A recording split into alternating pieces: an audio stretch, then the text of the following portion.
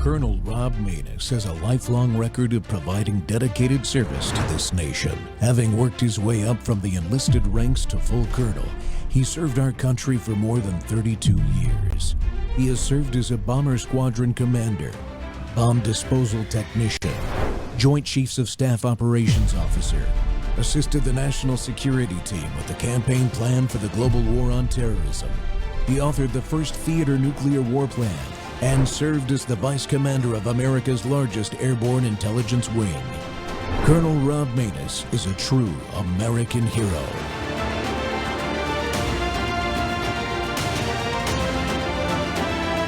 This is Rob Maness Live. It's like, those things kind of penetrate, and now, so that's where we're at. I mean, how can't we just defend, a lot of these views and not just call it what it is? Anti-Semitism is a worldwide scourge, and it's constantly demonstrated to be deadly, and it keeps manifest itself in these things, just like what's happened now in Australia, too. That's right. And Senator, a moment ago, Lindsey Graham was with me, your colleague from South Carolina, who said a warning to anyone who is trying to say that there should be a Palestinian state. If you create a Palestinian state, what you will get are more killings of Jews. Do you agree? Absolutely. It's an absolute betrayal for Israel and for the worldwide Jewish community, like whether it's France or Australia or any of these nations, our Western allies now calling for a two-state solution when Hamas refuses to disarm and are actively trying to kill Jews. I can't imagine why anybody would do that at this point. That is not the appropriate reward after 10/7 and this thing. So I absolutely support Israel's continue to take out leaders from Hamas and Hezbollah as well, too. They need to be held accountable, and I do hope they can work together with the American forces in Syria to take out the people responsible for taking 2 American lives in Syria just yesterday now, too. Welcome back to Training Tuesday, folks. The Rob Maness Show's live on Worldview Tube and our X Spaces simulcast. Well, the building attacks on Western civilization are strongly indicating that leftism, Islamism, anti-Semitism, influencer propaganda, and justice failures are merging. I know it seems like I've been harping on these things a lot lately, but the reality of what is actually happening is very important for all of us to understand from multiple perspectives. Over the last week, we've seen a worldwide string of Islamist and leftist attacks and planned operations revealed that to appear to be synchronized, to grab headlines, to terrorize, to kill Christians and Jews and conservatives during this holiday period. It's incredible what's going on. Americans, Europeans, and Israeli citizens are the clear targets during holiday separations and gatherings in groups such as happens at universities. Sadly, the continued failures of law enforcement, even with some successes that we'll highlight one, continues to provide disinformation fodder to propagandists and influencers like Candace Owens, who is in the news incessantly spouting her wacky conspiracy theories from Charlie Kirk's murder, nefarious intent by Israel, and even stating Erika Kirk was involved. And I'm sure you've all seen that they met just yesterday, and more to follow on that. We have to discuss these issues openly and factually in order to enable Western civilization, our civilization, to defend itself and defeat this evil that is upon us all. And my guest today to discuss all this is Stephen M. Abramowicz, and Steve is the CEO and editor of HeartlandJournal.com, host of the Heartland Journal podcast. The Heartland Journal is the original hometown print newspaper from Mill Creek, Washington, founded by an 82nd Airborne Army veteran dedicated to truth and patriotism. Steve, welcome back to the Rob Maness Show.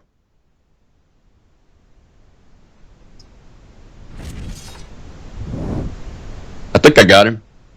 Hey, welcome back, yes. Steve. Thanks for having me, Colonel. Merry Christmas. Hey, I appreciate you coming on. Once again, on short notice, second day in a row that, old Maness here is having guests guest issues. Luckily, I've got access to a stable of champions, and Steve is one of those. So I appreciate you coming on, man. Merry Christmas. Yes, thank you for your service. I'm sorry that we have to keep talking about these things, man, but I know you've written about each of the issues I want to touch on today. The first one is the rise of anti-Semitism that we've been talking about for quite a while, especially since October 7th, not just in independent media like this show or your podcast, but really even at the national media level. But what were your initial thoughts about this Australia attack that just occurred when you heard about it?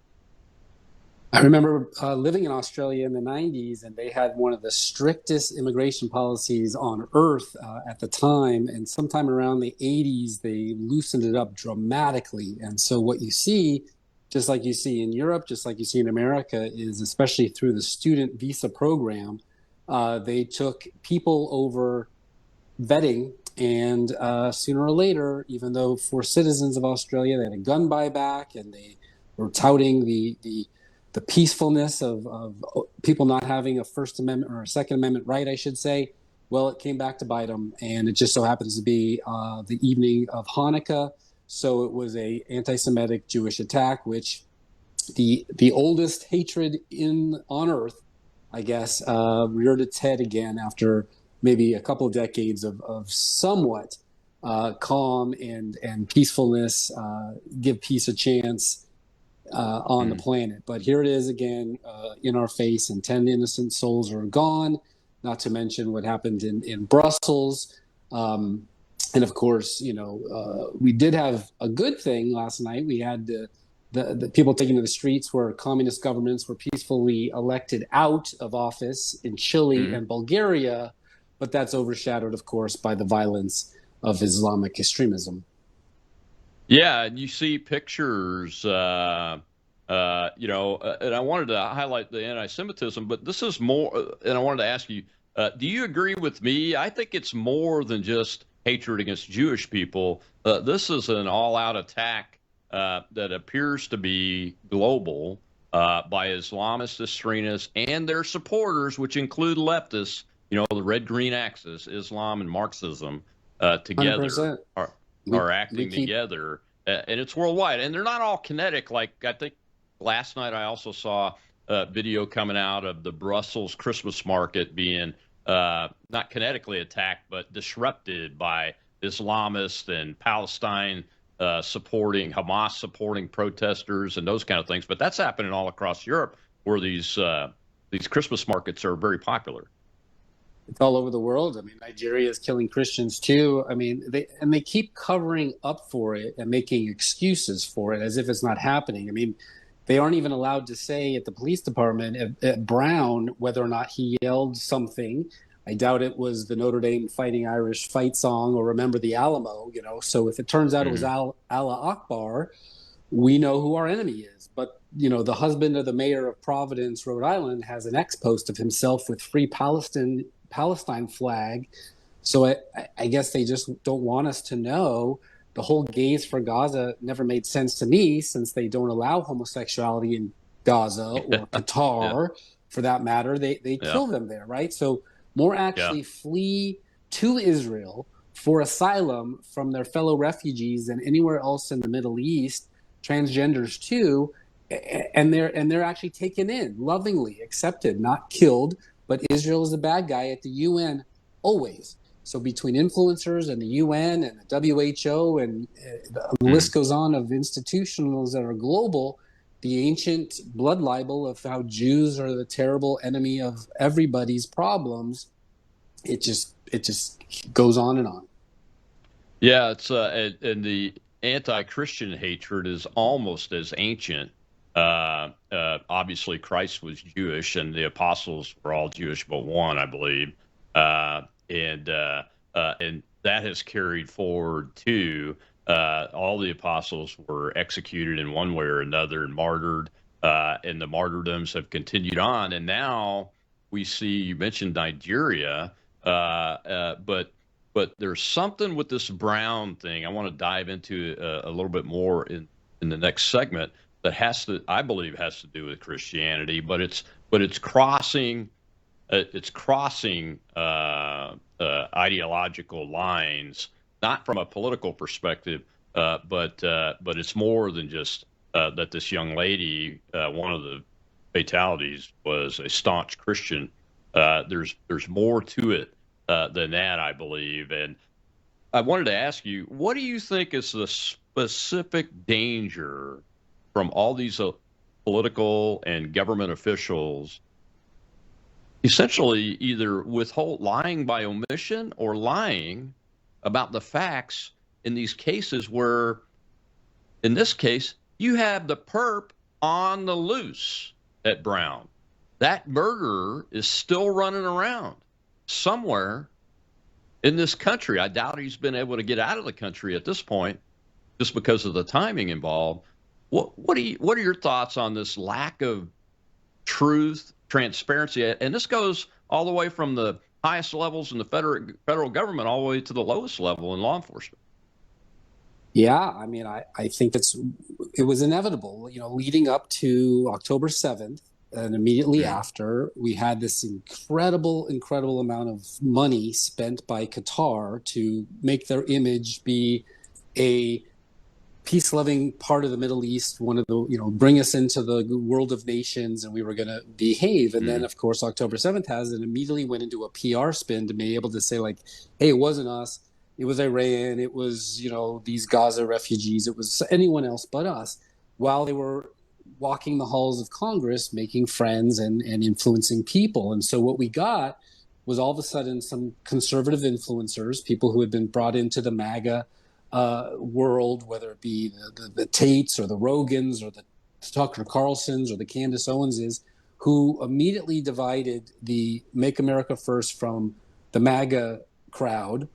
Sorry, America First versus the MAGA crowd, Make America Great Again crowd, which is not going to help us much in the midterms. And so then you see, like, okay, we just heard John Fetterman, one of the only Democrats able to say that out loud. I don't know why he thinks he's able to, because he's been Christianity and Judaism have been run out of the Democratic Party for a long time, ever since they had a voice vote of taking God out of the convention in the 80s, 90s. But we have on our side, Lindsey Graham has made some good, nice comments, but Senator Tuberville literally has been designated a right-wing extremist by CARE, which is the terrorist organization that the government, American government, has designated a terrorist organization because of the Holy Land scandal that they had not long ago. And so I can't help but think that when you see people like this shooting, this woman was targeted, and she just happens to be the vice president of the conservative club of Brown, and it's a very liberal university, so very few of people like her.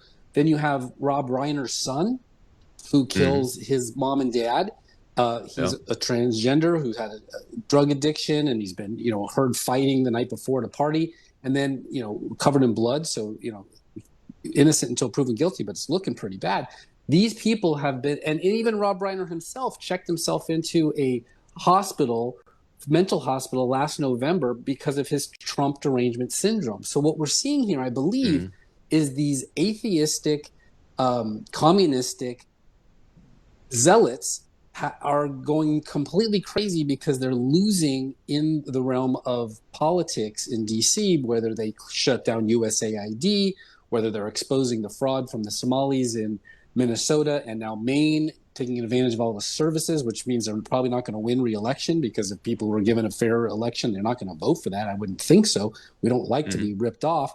So we're just, and the influencers aren't helping. They're whispering in people's ears, like Megyn Kelly, telling them that everything is not what they believe and what they see. When they can see it for themselves, now they can't have a trusted voice in the conservative movement to actually say, no, Republicans are the solution to your problems. Democrats have caused these problems. So long story short, I just think that the whole quasi-religious, political Western civilization melting pot of ideas has gone completely sinister, and it's leading to violence and death, unfortunately, because that's what they always do. They'll lash out with guns when they can't make their case with words. Yeah, and in the middle of all that, you have institutions like the Department of Justice, local law enforcement, the FBI in failure mode quite often, more often than not, really. Even today with the new administration, it's still quite a bit of failure, and we'll talk about that in the next segment. But we got to take a break right now. And leading clip will be about this Brown University assassination. I believe it was an assassination on at least one of the people, and there may be all three. We'll be right back with Steve Abramowicz.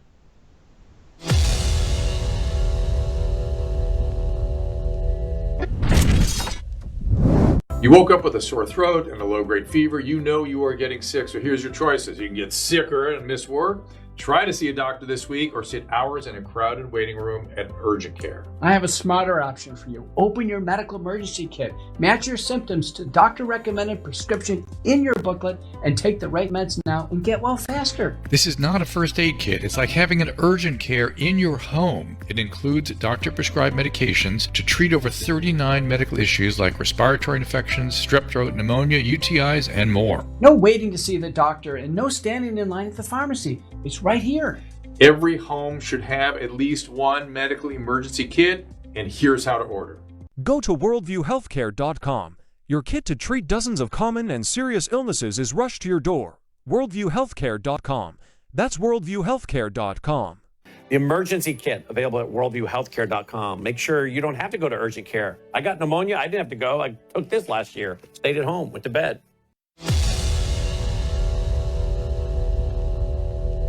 I mean, they got the guy's height, they got his weight, and they go, well, you want to update the country on what this guy's ID looks like? And they go, we'll put it on the website. Right. You have millions of people watching the press conference live, and you don't want to tell anybody? You say, oh, I'll put it out on a website? Come on. Is the guy 220? Is he Caucasian? What? They didn't even do it. And then they get the timeline wrong, like Dana said. I couldn't hear a word he said. Everyone's trying to back off. No one knows what's going on. It's 3 days later, after a gunman walked into an Ivy League university building and murdered the vice president of the college Republicans, killed 2 people, injured 11, and walks away. We don't know where he is. We don't know what he is. And doesn't seem to be that concerning to the people that were delivering that press conference. This was a premeditated target attack. The guy was casing the facility beforehand. They have 800 cameras at this university. They didn't have a camera at the entrance to the building so you can see who goes in and out of the building. This is stupid. I feel bad for the people of Providence. I feel terrible for the people of Brown University. And they have to get this together. It was 20 minutes after the shooting took place that they even sent out an alert to the student body. They never even had any sirens going off on campus. They didn't even do it. They blew it. And then they got the wrong guy and said, oops, okay, well, never mind. And then they say, trust us, the place is safe. Well, I'm sorry. No one trusts you guys. It's a mess up there. And I really hope they get this guy soon, because every day that goes by, you know what I mean. Welcome back to the Rob Maness Show. And Western civilization is under attack, and it's a series of attacks that appear to be synchronized. I believe they are synchronized around the world, and it encompasses liberals, Marxists, jihadis, Islamic jihadis, the hatred for the Jewish people, the hatred for Christianity, and the hatred for Western civilization altogether. And it's being done by people that have migrated into these countries, whether legal or illegal, it doesn't matter. Islam is not compatible with Western civilization or governance at all, but especially not your civil rights and your ultimate inalienable right to life. This is the kind of behavior, that little clip from Waters there, he's just expressing a few of the frustrations that we all have with the failure of law enforcement at Brown University and the surrounding state in Rhode Island and city in Providence. That's happening there. My guest today is Steve Abramowicz. And Steve, we talked a little bit about this incident in the opening segment, but let's dive into this. Reporting just before I came on the air added some facts. One eyewitness said that I think it was the TA, the teaching assistant, said he locked eyes with the shooter, and then he started firing with a very big gun. Who knows what that means? But we were told initially there were 40 rounds fired. But this guy says it was probably about 5. They went right up to the individuals that he killed and shot them deliberately and then left. Now, there's a couple of things about this classroom. It was being run by the leading economics professor at Brown, a Jewish man. That's one. 2, the young man that died was, I think, an Uzbekistan immigrant that wanted to be a surgeon, I believe. I don't have his name. And then the young lady that was killed is Erika Kirk, who's a Christian, but also the vice president of the College Republicans chapter at Brown University, which I can't imagine is very large because Brown, I think, is the most progressive Marxist university amongst the Ivy Leagues. And then they have video of who they think is the real perp after they've named a U.S. Army veteran soldier, infantryman, as the potential guy, put his name out and everything, and had to let the guy go because it was false. I don't know where that tip came from. Did it come out of the FBI? This is what got me to use this incident, as a matter of fact, because if it came out of the FBI, it's another failure at the Department of Justice and their agencies. And then you see the video of the man that they think is the actual perp, and there's a segment of this video where, and I've lived in Middle Eastern countries and been around Arab men quite a bit during my lifetime, where he's walking, and the only place I've ever seen a man do that kind of walk with their hands clasped behind their back is in a Middle Eastern Arab country. Those are the things that we think we know about, but the police won't say any of that. They won't even put out a description of the perp so the public can help find him.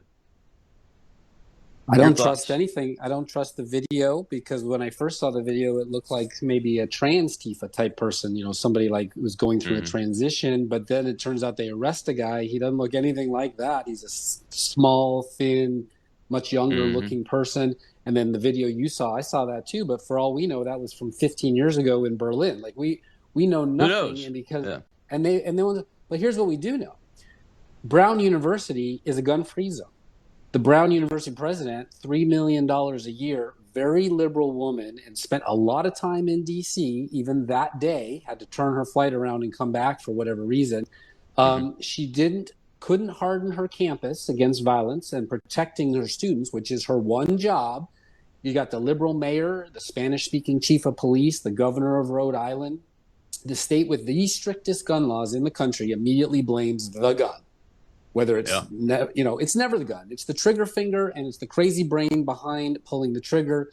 They never discuss that, and they ignore the victims like Laken Riley and Kate Steinle, and now we have a new one, Erika Kirk, Charlie Kirk for that matter. But instead, virtue signal to their base, the base now that's been proven to be NGOs, making millions on illegal immigration and pharmaceuticals, regardless of whether these people are from Pakistan, Uzbekistan, Gaza Strip, just bring them in. The old Ted Kennedy 1965 Immigration Act, just bring them in anywhere but England and France. And I wish the Catholic Church and the evangelicals were their base, so we could earn grace from God. But they don't have the same kind of donors money as these Qatari folks do. Oil somewhere between $75 and $100 has made them the richest people on the planet, and they don't use their money, unfortunately, to spread the gospel and the good news of Jesus Christ. They spend it on terror, unfortunately, as you can see in Yemen or as you can see in Syria. So, of course, these Obama, Biden, sometimes Reagan, Bush judges, they've been letting them off without bail. In Minnesota, a jury found someone guilty of $7 million of fraud, and the judge just dismissed it. No jail time. So I understand Jesse Waters' frustration, believe me. Certainly not scales of justice or justice being blind. But if you don't know your enemy, if you don't name your enemy, if you don't study your enemy, like General Flynn gave us the book on house-to-house fighting, then you'll get killed by your enemy. And these folks who are coming in here are not coming here to go to Harvard, become the next Einstein, become the next, Amadeus Mozart. They're spreading their Sharia law in places like Texas and Minnesota, and it is causing great, great harm, especially if you are in a religion that doesn't agree with them, like all of them: Hindu, Sikh, Jewish, Christian, Catholic, Protestant. There is a clash of cultures, and we've done this to ourselves. We let them in, invited them in, like refugees like Ilhan Omar, and they turned around and immediately started cheating the system, bringing in all their friends to cheat the system even more to the tune of billions of dollars. And here we are now losing innocent lives over what? Thoughts and beliefs, conservatism and Christianity. We're certainly not aggressively attacking them so that this is some kind of retaliation. This is a jihad. This is a holy war against people that they don't agree with. And that is the most frightening thing in the world. And America was not founded on that. It was the exact opposite. It was founded for religious freedom to be expressed without fear of government consequences. Well, now we have fear of consequences from our neighbors that we allowed in as asylum seekers or refugees or students. It's terrible. It's not what I want from my country in 2026. I got kids too. It is terrible. And when you combine it with the leftists, the Marxism, especially at the university level, and you combine those two things together, you end up with assassins like the guy Tyler Robinson, that I'm convinced is the shooter of Charlie Kirk. I've seen all the videos and read the documents that we have so far and seen the evidence so far. That's who I think it is, and he's not Islamist, but he's connected into these groups and these networks that are funded by the Qataris, the Soroses, and have these billions of dollars that create the point of attack, which in Kirk's case was Tyler Robinson. But now this time you have folks opining that the young lady, Erika Kirk from Alabama, God bless her, was targeted because of this eyewitness from the teaching assistant there that saw that the individual came in. He didn't hesitate. He went right up to her, shot her, shot the young man, fired a couple more rounds trying to hit somebody, and then left, as if it was a very well planned and executed operation, which isn't surprising when you look at the video of the shooters in Australia. Exact same thing. Very methodical, and very it took professionally 11 minutes trained. for those police to stop fire back. So the same problem in here. Australia. Yeah, same problem. Failures on the government's part. Absolutely. To protect. They just can't protect. Yeah. Here in Nashville, we had the Covenant shooting 2 years ago, almost identical, broke in through the window, targeted individuals, and they all 6 were killed. We still haven't gotten to the bottom of who they were and why, but the same situation here where he or she, whatever this person is, targeted at least her, if not all of them, like you said, so had to know where they were, what time, and how it was a soft target that they could actually exploit. There are certainly military tactics deployed here. And again, it was a gun-free zone. So how did they get that onto the campus without being detected? 800 cameras. We've only seen 1 or 2 grainy pictures. You saw the video where he puts his hand behind their back. Doesn't mean anything to us. We can't. And the fact that the person's on the loose. So wouldn't we think, like after the Boston bombing, oh my gosh, all eyes needed to find this person so he doesn't repeat and kill even more? They seem to be like, it went. It was a little mishap, a little misunderstanding. Some people did some stuff, like Ilhan Omar said. It's really quite shocking because, again, $100,000 a year. If I was sending my child to Brown, I would have an assumption that they would be secure and safe and protected. And if something bad happened, they would have our back and protect us. Doesn't seem to be the case. And I think that has a lot to do with the fact that most of these colleges stopped relying on tuition to pay their bills and a lot more on Middle Eastern grants and gifts and NIH dollars and research money from the government, who are their real employer. not the parents of the students that are supposed to be there to learn an education, because they got rid of classical education a long time ago. Yeah, yeah. And, I didn't even bring this up, but I think all the doors on these campuses now, the Ivy League ones, you have to have a student ID to enter them. You have to swipe to enter these. So the guy got in somehow. It's unbelievable. I think you used the right word. It's shocking, Steve, that at the level of either incompetence or malicious non-compliance, withholding of information because they want to cover if something doesn't meet the narrative that they like. It seems to happen a lot in these blue towns inside the United States, and Australia is just a blue nation at this point. They've gone completely down the leftist, Marxist, Islamist road.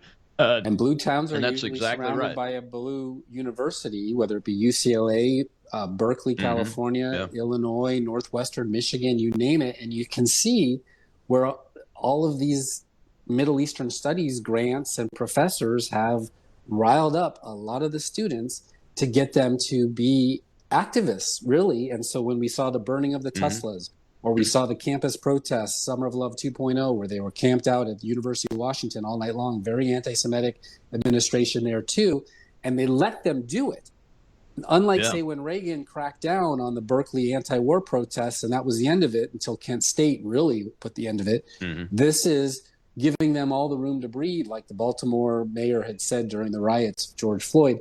So we've just basically reaping what we sow. This is the reckoning. This is letting them have the hatred and the just spinning out of control, and then no consequences. All of these judges that are letting them out of jail without any bail or any real consequences just lets them, appeases them to do it again.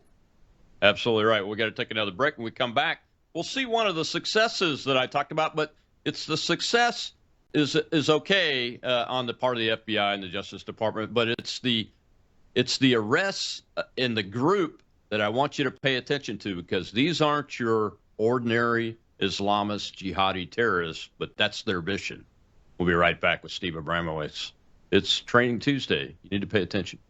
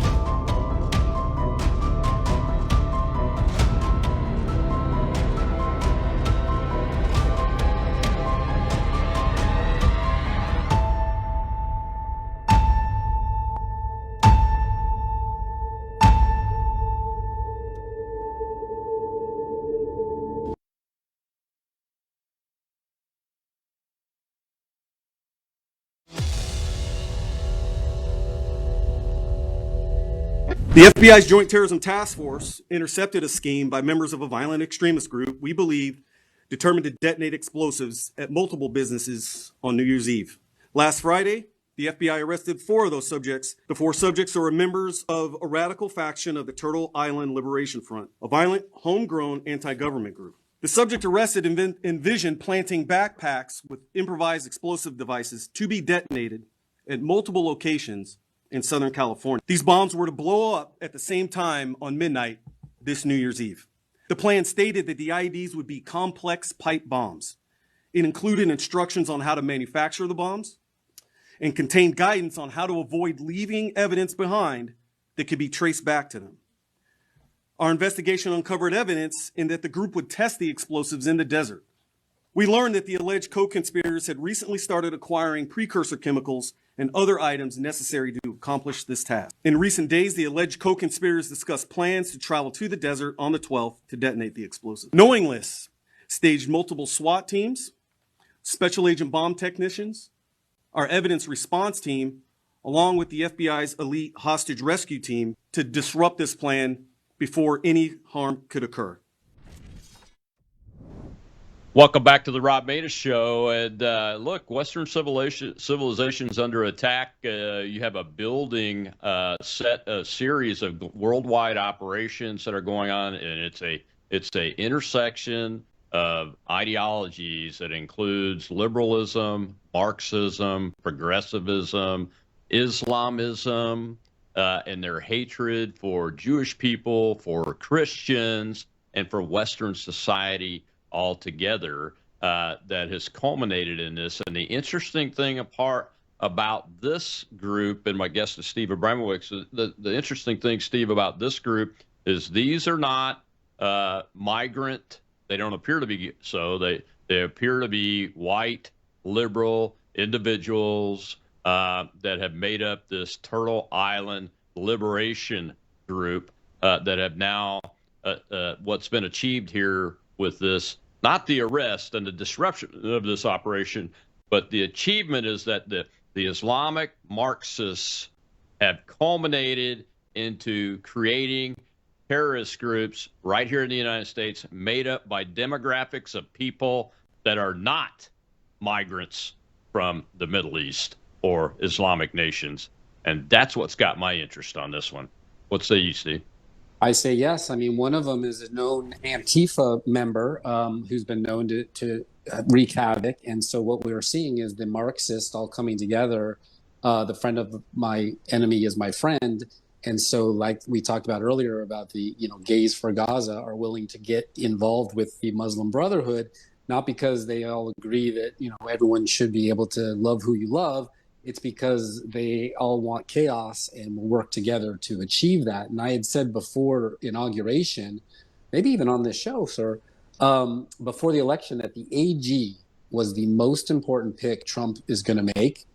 After the Jeff Sessions fiasco, it had to be right this time. And, maybe with his first pick, Matt Gaetz would have been, we'll never know. But Pam Bondi hasn't done very well. It's been almost a year and we've seen no consequences. They did say they designated Antifa a domestic terrorist group, but that has meant absolutely nothing. And this arrest of these folks, I forget the name, their silly name that they're going under, isn't being prosecuted as domestic terrorism, although it should. I hear Dan Bongino wants to quit over disagreements, and Cash is suing an influencer instead of releasing the pipe bomber information, et cetera, et cetera. So Qatar, the Muslim Brotherhood funders, just had a conservative influencer boondoggle in Doha. Yep. Tucker came back saying he wants to buy a house, and which is nice. And you have to be a Muslim in order to own property there, unlike Israel or America. But maybe he's going to convert to Muslim. I don't know. I don't know his heart. But the bottom line is that the people that they're working with, the ground troops, the cells, the shock troops, one of which I believe is a Chinese national, are literally here to foment these problems. It reminds me very much of, say, the FBI's botched kidnapping of Gretchen Whitmer, right? Where they had one or two folks who were ideologically driven to do it, but 15 or 20 FBI handlers entrapping the poor guy. So this is the same thing that we're seeing. Now, if they would have pulled something off in Los Angeles, this would have been outrageous. It would have been just one more on top of what we've seen in Brussels and in Australia. And several years ago, Christchurch in New Zealand, this happened too. So, and that's another gun-free country.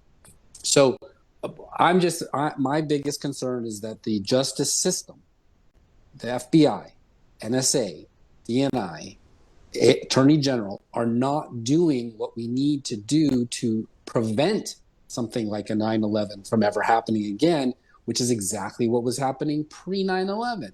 And we were set up. And so when it actually happened, we all were surprised, but the law enforcement community wasn't. They knew that they had been so lax and so accommodating to the hijackers that it was going to happen, just a question of when and where.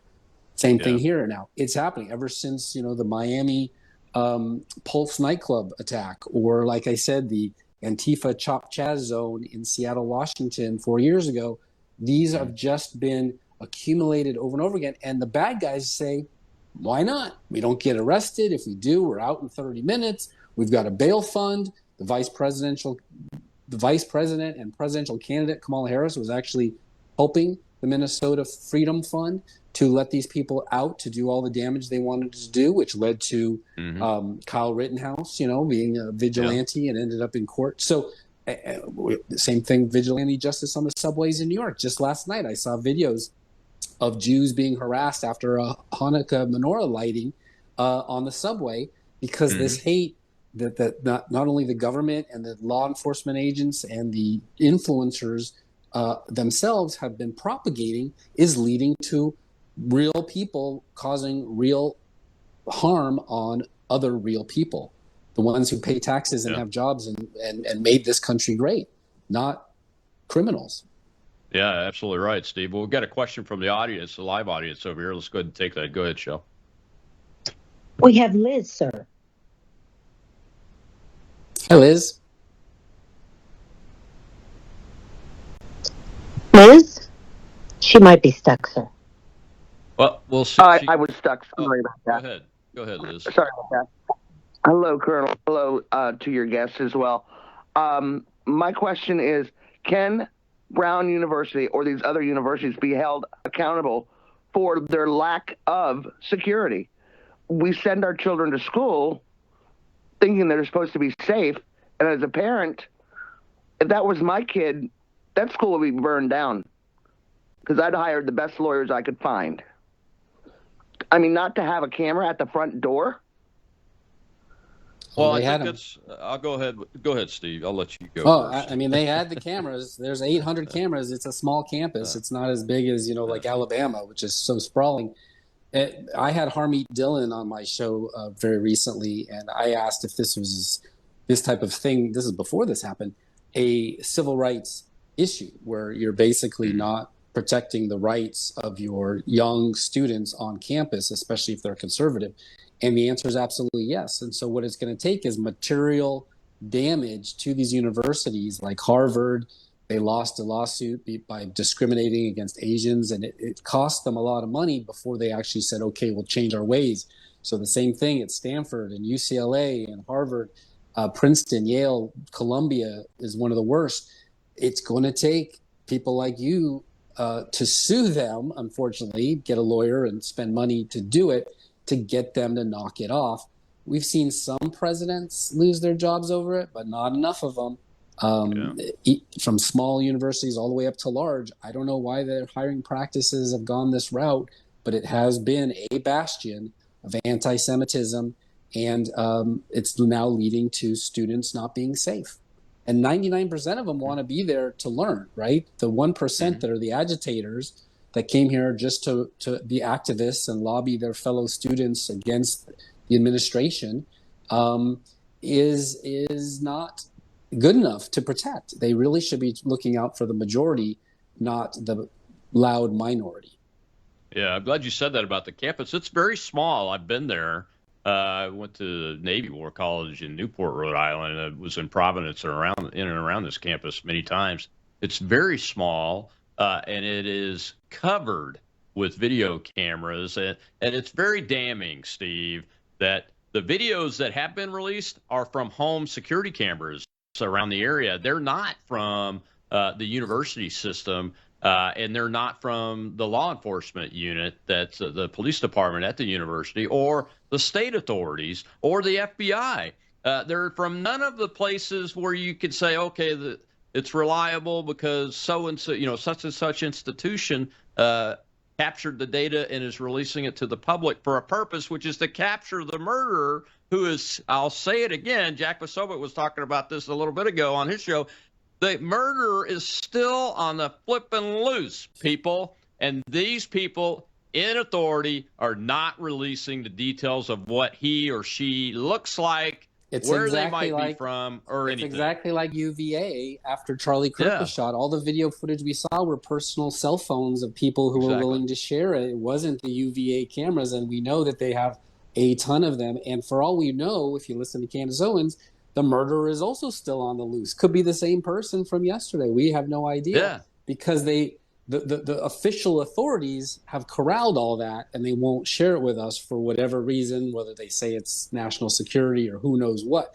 So Yeah, that exactly. is one of the biggest problems, is that in the era where we finally get to the bottom of who killed JFK after 50 years of conspiracy theorists and libraries full of books about it, they finally release it thanks to JFK, Robert F. Kennedy Jr. and Donald Trump, and now they've created about 50 more on things like Charlie Kirk, and now this is going to be for Ella Cook, because they refuse to just level with us that we have a problem. And it makes you immediately have to default to the idea, if they won't tell you he yelled Allah Akbar before shooting, he probably did, because what else would they want to hide from us?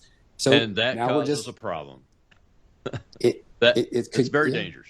It's very dangerous. It's so dangerous, and it's so unnecessary, Colonel. It doesn't have to be this way, but for some reason, the FBI, whether it be under Trump or under Chris Wray, they think we can't handle the truth, I suppose, or else they would give it to us, and then we're left to believe it's an ulterior motive, and we don't get to know what that is.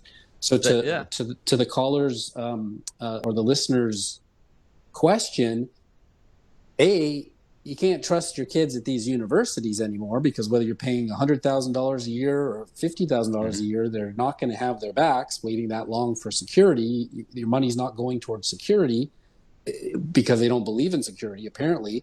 And then you have to go and look and say, well, what's the background of the president? Remember we had Claudine Gay plagiarizing, but she became president of Harvard, the biggest baddest institution in our country. Something is rotten at the university system in America, which used to be the best.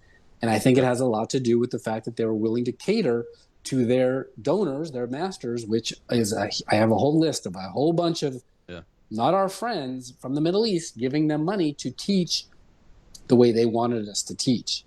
Absolutely. And then when you combine that with the influencer propaganda stuff that's going on, and I want to devote this last segment after this break to that issue, because we have to figure this out, and the way to figure it out is the truth and the facts, transparently addressing all of these things, and that's just not happening yet. We'll be right back with Steve Abramowicz.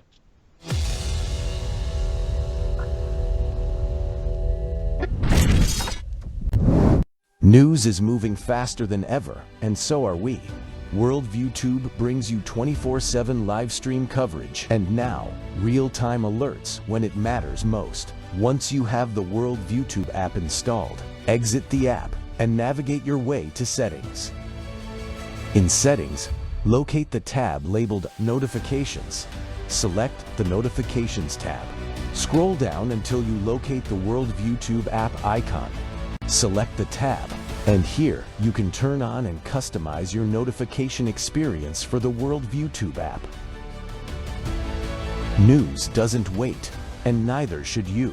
Turn on push notifications to stay informed. Every headline as it happens.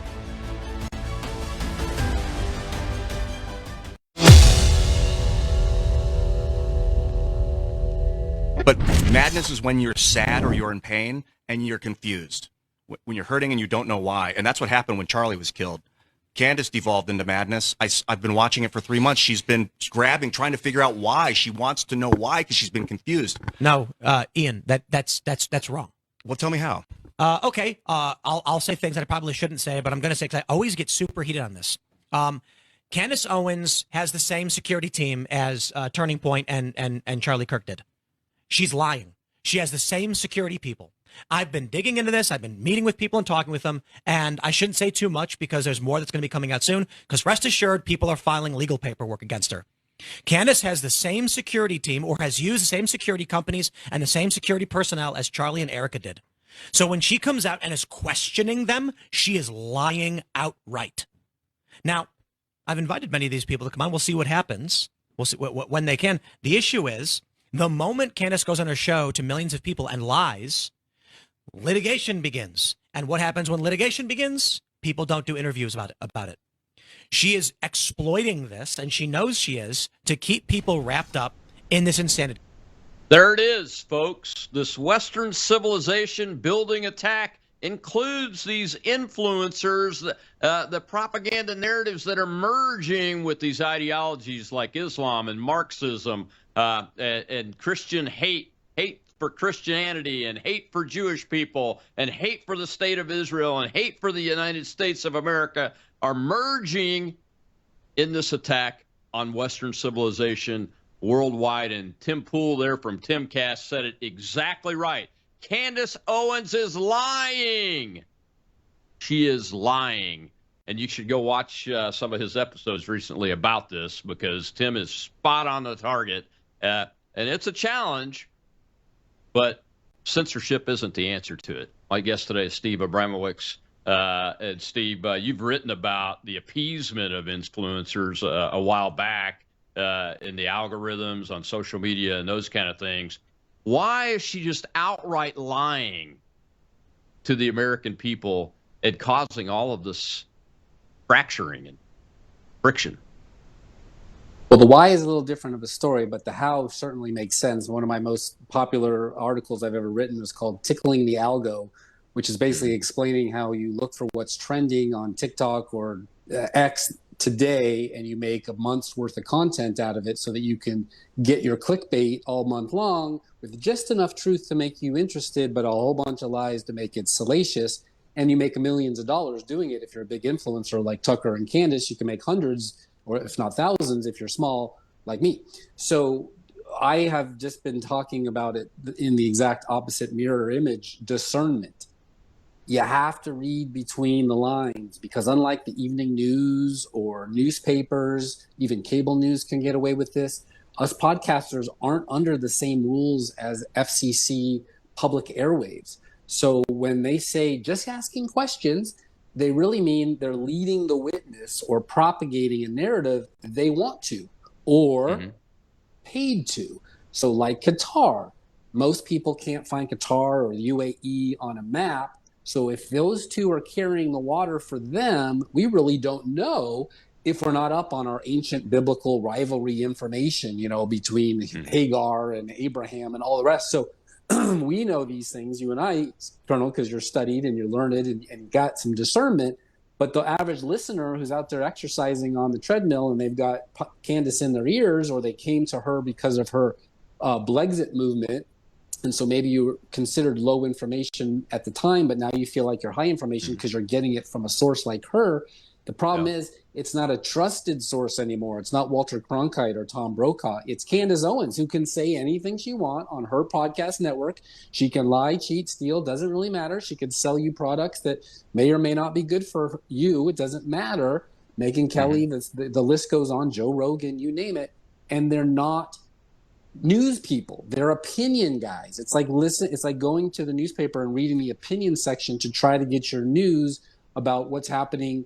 And if you do that, you end up with like Walter Winchell, who is, carrying water for Stalin, and you didn't know about the Ukrainian Holodomor, the massacre, right? So that's my point, is that Candace is free speech. She can say whatever she wants, but if she wants to tell us that the first lady of France is actually a man, she better prove it, because you're going to get sued a lot if they get mad, and that's exactly what's happening. And so whatever happened after Charlie Kirk very well may be just clicking for dollars to pay her defense attorney to take over for that. We don't get to know those things. We're only privy to the information she's willing to say on the microphone. Does that make sense? It's a clickbait journalism business model, and has absolutely nothing to do with truth, justice, and the American way. That's the best way I can put it. She's a Catholic. She married a guy who's related to the royals in England. She has her ulterior motives. We don't get to know those. And so as far as her and Erika Kirk having a summit and meeting together and burying the hatchet or whatever, who knows? 4.5 hours, maybe they were just getting their story straight so they can carry it forward for the next month and have more clickbait. Because the one thing we do know is there's about $100 million at Turning Point Faith just sitting there waiting for the right influencer or the right leader to take it to the next level after Charlie's passing. And we don't get to know anything about those negotiations or what they're willing to say or do to take control of it. Yeah, Turning Point's raising money hand over fist, along with a couple other MAGA-type organizations on our side. It certainly isn't Gator Pack. My pack. You can donate to Gator Pack at gatorpack.com, by the way.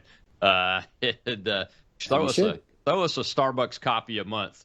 sign up for that, or throw $100 one time on there, and we can do more good business for America and help candidates that are true Make America Great Again candidates that don't really give a damn about politics from a partisan perspective or even an individual perspective, but care about this damn country. You know, one of the things that this show stands for, my ulterior motive for this show is to help the American people get truth, facts with as little media bias as possible. That's hard to do. It's hard to do. I work hard at it and I fail at it all the time, but I do get some facts out. And that what Tim was saying there is that Candace uses the same security team as Charlie Kirk's team, the same exact ones. It's documented. Those documents are out there. You can find it, which proves she's lying about the piece about his security team being part of the operation, et cetera. You shouldn't have faith in it. The challenge I have with that is that, okay, well, now we have these facts out here. And if I hadn't been researching for this show, Steve, I would never have come across that Tim Pool clip because, I mean, I don't watch him regularly. I watch him when I can because that's the way this business is. Same type of audience that probably watch this show and yours and those kind of things. How do we help the American people, or how do the American people, more importantly, help themselves without calling for people to be censored or put in jail? But how do they help? How do we help them help themselves to know what the truth and the facts are, so that the fracturing that's occurring on MAGA right now, the MAGA coalition, is stopped and prevented, so that we can win in 2026 and keep the House and the Senate? That's exactly a big question. Right. The best thing I can do is say, learn the art and skill of discernment. The producer of my show actually wrote a book called Breaking the Deception Code, The Art of Discernment. You need to be able to understand that if you see somebody say something on the TV, let's just take Sean Hannity, for example. He's the number one guy at Fox News. If he were to come out and say to you, hey, vaping is really bad, don't do it, I would never do such a thing. And then you see a clip of him between commercial breaks vaping, you now know that you're listening to a false prophet, so to speak, right? Somebody that shouldn't be telling you advice like that, like a hypocrite. Sorry to pick on him, but I just came to my mind. Same thing with Candace Owens. If she makes 32 accusations from everybody from the Mossad and Bibi Netanyahu himself to France coming after her, all these things with no evidence and no follow-up to say, look, I was right. At some point, you have to say, she's not credible anymore. I'm now going to discern that whatever she tells me, I have to take with a grain of salt. I'm entertained by her.